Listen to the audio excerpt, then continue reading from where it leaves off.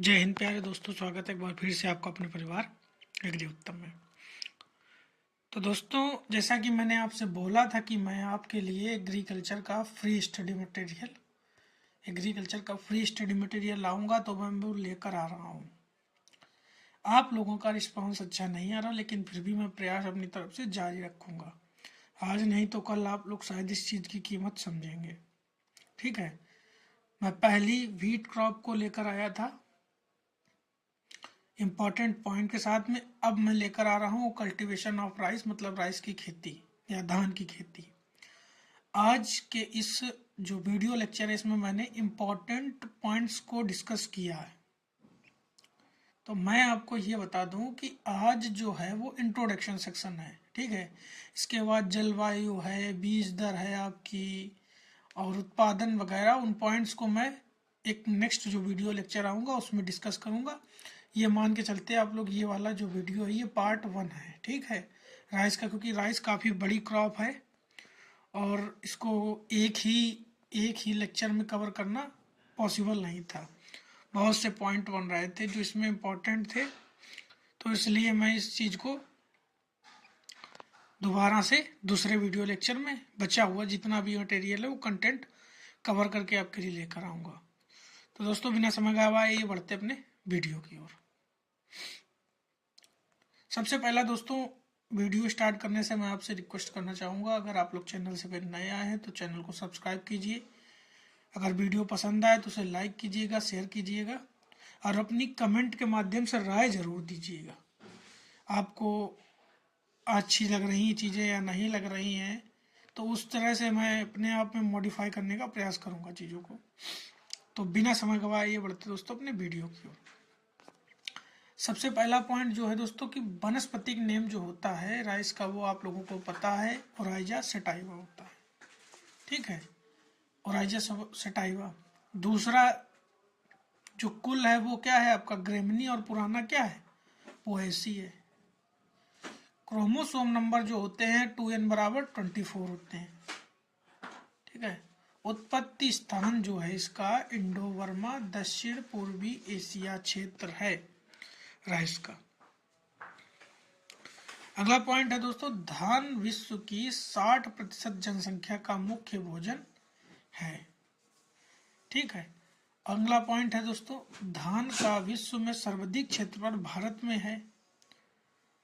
तो और जो लास्ट पॉइंट है आपका ये है, धान के उत्पादन में प्रथम जो स्थान है वो चीन और दूसरा स्थान क्या है, भारत का है। ये दोस्तों बेसिक डिटेल के साथ में मैं आपके लिए लेकर आया हूँ। अगला पॉइंट है दोस्तों, भारत में खाद्यान्न फसलों के क्षेत्रफल उत्पादन में प्रथम स्थान धान का है। इसके बाद गेहूं का द्वितीय स्थान आता है। दोस्तों ये आप लोगों को इम्पोर्टेंट पॉइंट है, याद रखने योग्य है। अगला है दोस्तों, विश्व का 90% धान एशिया में पैदा किया जाता है। अगला पॉइंट है दोस्तों, धान में प्रोटीन की मात्रा अन्य खाद्यों की तुलना में सबसे कम पाई जाती है। सफेद धान में 6 से 7% और भूरा धान में 7.5% के आसपास पाई जाती है। अगला दोस्तों है कि धान की प्रोटीन को ओराइजेन कहते हैं। ये दोस्तों आपका इंपॉर्टेंट पॉइंट है, बहुत ही ज्यादा। अगला पॉइंट है, धान स्वपरागित फसल है, मतलब सेल्फ पॉलिनेटेड एक क्रॉप है। बढ़ते हैं अगले स्लाइड की ओर। तो इसमें लिखा है 1 किलो धान उत्पादन करने के लिए सर्वाधिक कितना, 5000 लीटर पानी की आवश्यकता होती है, जबकि गेहूं जौ के लिए 400 से 500 लीटर पानी काफ़ी होता है। तो आप लोगों को पता है कि जो धान है वो ज़्यादा पानी की मात्रा ग्रहण करती है। तो उसी के लिए ये जो पॉइंट है, तो दोस्तों आप लोगों को पता होगा कि 1 किलो जो ड्राई मैटर होता है उसके प्रोडक्शन के लिए 5000 लीटर पानी की आवश्यकता धान को होती है। अगला पॉइंट है, धान धान में दाने व छिलकों का अनुपात होल्डिंग परसेंट जो होता है वो 66% होता है। ठीक है। अथवा 2/3 अनुपात होता है। ये दोस्तों याद रखने योग्य है कि जो धान में होल्डिंग परसेंट होता है वो 66% होता है। आपका काफ़ी ज़्यादा ये पूछा जाता है कि हुलिंग परसेंट जो होता है, छिलके का अनुपात कितना होता है, तो 66% होता है। अगला पॉइंट है धान जो है आपका वो किस प्रकार का पौधा है, तो आप लोग बताएंगे कि शॉर्ट डे प्लांट है। मैंने आपको पिछले वीडियो में भी बताया था कि जो खरीफ की मोस्टली फसलें हैं वो क्या है, सब शॉर्ट डे प्लांट है, और जो रबी की है वो क्या है, लॉन्ग डे प्लांट है। और ये क्या है आपका C3 प्लांट होगा, यहाँ पर थोड़ा सा गड़बड़ हो गया, C1 नहीं C3 पौधा है।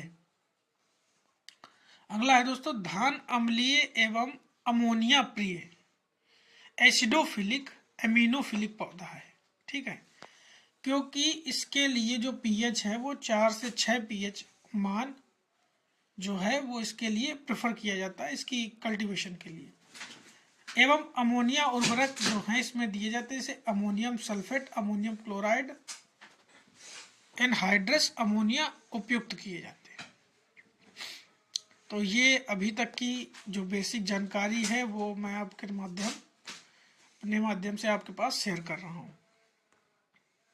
अगला दोस्तों स्लाइड में बढ़ते हैं। तो अगला है दोस्तों धान के दाने को क्या कहते हैं, कैरियोप्सिस कहते हैं। अगला पॉइंट है धान की बौनी जो जीन है उसे क्या कहते हैं, डीजे वो जीन। बहुत ही इंपॉर्टेंट पॉइंट है, ये दोनों ही बहुत बार क्वेश्चन रिपीट किए गए आपके, ये क्या नाम ICR में भी आए हैं और यूपी कैटेट में भी पूछे गए हैं। अगला पॉइंट है धान में लैमा और पिलेया मिलकर एक हुल का निर्माण कहते हैं। ठीक है, अगला पॉइंट है धान में जो पुष्प में 6 पुंकेसर एक स्त्री केसर पाया जाता है। यहाँ ये गड़बड़ हो गया है, टाइपिंग में थोड़ा सा एरर हो गया है, पाया जाता है। अगला है दोस्तों आपका कि विश्व की प्रथम धान की प्रजाति जो थी TN1 जो ताइवान में 1964-65 में विकसित की गई थी।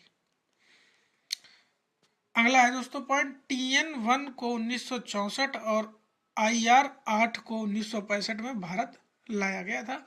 ये दोनों इंपॉर्टेंट आपको याद रखने। और एक चीज और याद रखनी, जो IR8 है इसको मिरेकल ऑफ बर्ड कहा जाता है, और जो जया है, एक जया है, उसको कहा जाता है मिरेकल ऑफ इंडिया। ठीक है, लेकिन कहीं कहीं आपको ये भी देखने को मिलेगा कि जो ये TN1 है, TN1 और उसको भी कहीं कहीं किसी किसी बुक में दिया गया वैसे, लेकिन ये TN1 नहीं है। मैं आपको बता दूं IR8 को ही मिरेकल राइस इन वर्ड कहा जाता है। ठीक है, तो पहला पॉइंट दोस्तों इस स्लाइड में है विश्व में अत्यधिक उत्पादन देने वाली प्रजाति IR8 को पेटा और डीजे वो जिन के बीच क्रॉस कराकर 1966 में IRRI द्वारा विकसित किया गया था। अगला दोस्तों जो पॉइंट है ये काफी ज्यादा महत्वपूर्ण है कि भारत में प्रथम अधिक उत्पादन देने वाली अर्धबौनी सेमी ड्वार्फ किस्म जया को, ये जो जया है ये आपकी क्या है, मिरेकल ऑफ इंडिया को 1968 में डॉक्टर शास्त्री द्वारा विकसित किया गया था। ठीक है, अब अगला जो पॉइंट है इसमें लिखा धान की उत्परिवर्तित बौनी किस्म जगन्नाथ और मसूरी है। अगले दोस्तों स्लाइड पे बढ़ते हैं। तो इसमें दिया गया विश्व में प्रथम संकर बासमती धान PRH10 है। अगला पॉइंट है भारत में प्रथम संकर बासमती धान कोहरा 1 है, CORH1 है। अगला पॉइंट है पूसा बासमती 1 को IARI द्वारा विकसित किया गया है। अगले पॉइंट की ओर बढ़ते हैं धान के तने को कलम व पुष्प क्रम को पैनिकल कहते हैं। ठीक है, और अगला जो पॉइंट है ये काफी ज्यादा इंपॉर्टेंट है धान में सुगंध डाई एसिटाइल एक प्रोपेनाइल के कारण होती है। अगला जो दोस्तों पॉइंट है ये काफी ज्यादा रिपीटेड है, इसमें ये पूछा जाता है आपका कि बासमती धान का परीक्षण वेट या टेस्ट वेट कितना होता है, तो 21 ग्राम आपको याद रखना है। और धान के दानों का परीक्षण वेट जो होता है वो 25 ग्राम होता है। ठीक है, ये चीज याद रखनी है आप लोगों को। अगर गेहूं का पूछेगा तो 40 ग्राम, फ्लेरिस माइनर का तो 2 ग्राम। ठीक है, बढ़ते हैं अगले वीडियो में अपने आगे की ओर।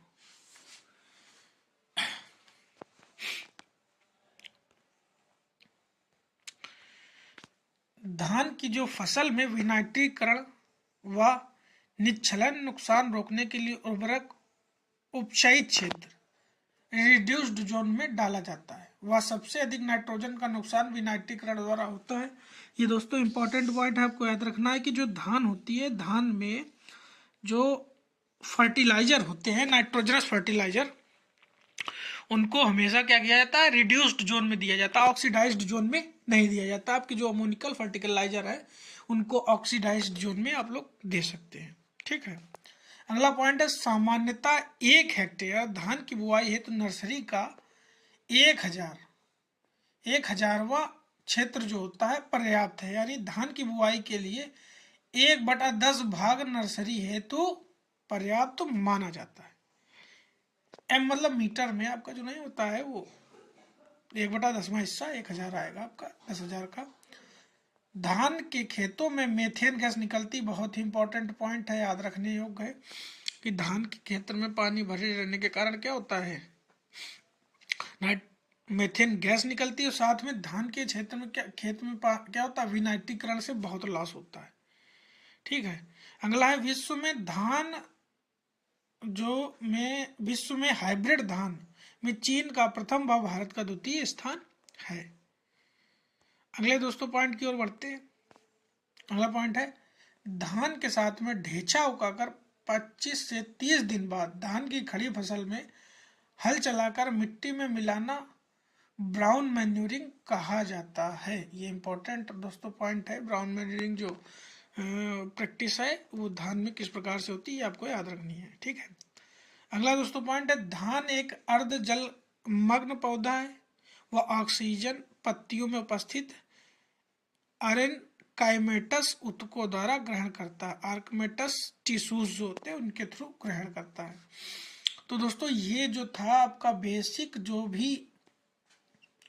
भी आपका बेसिक था राइस का इंट्रोडक्शन, वो सारे पॉइंट्स मैंने इसमें कवर किए हैं, जिससे आपके काफ़ी क्वेश्चन बन सकते थे। अब बाद बाकी जो भी बचा हुआ रिमाइनिंग पार्ट है वो मैं अगले लेक्चर में कवर करूँगा, क्योंकि इतना सारा एक साथ में कवर करना पॉसिबल था नहीं। तो मैं इस स्लाइड में इतने से मटेरियल को कवर किया हूँ।